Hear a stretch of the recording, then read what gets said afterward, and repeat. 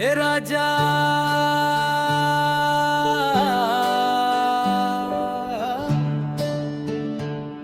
अब की होली खास बा,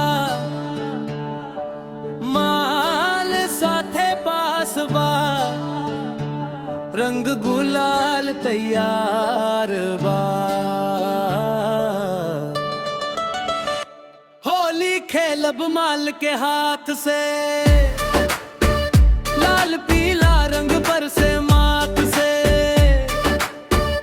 हसेली जब गाल के साथ से, दिल पागल हो जाला बात से।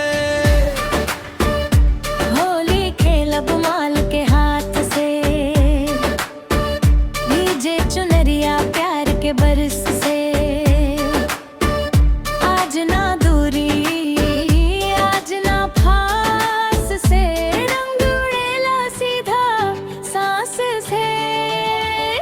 फागुन आइल मस्ती छाइल, तोहरे नैनन जादू चलाइल, ढोलक बाजे डीजे बोले, तोहरे नामे दिल लिखाइल, गली गली में शोर मचाइल, तोहरे खातिर रंग सजाइल, हाथ पकड़ के बोले साजन आज तो होली हमरे आइल। होली खेलब माल के हाथ से,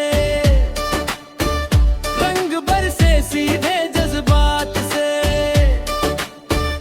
आज मना ले बुग दिन रात से, इश्क लिखाइल हर बात से।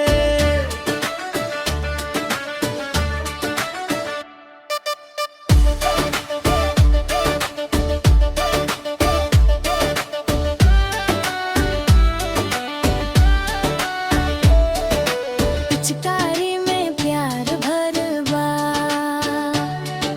गुलाल में अरमान धरवा, तोहरे हंसे से होली सजे, बाकी सब बेईमान लगल बा। छत से नीचे नीचे से छत, तोहरे रंग में डूबल जगत आज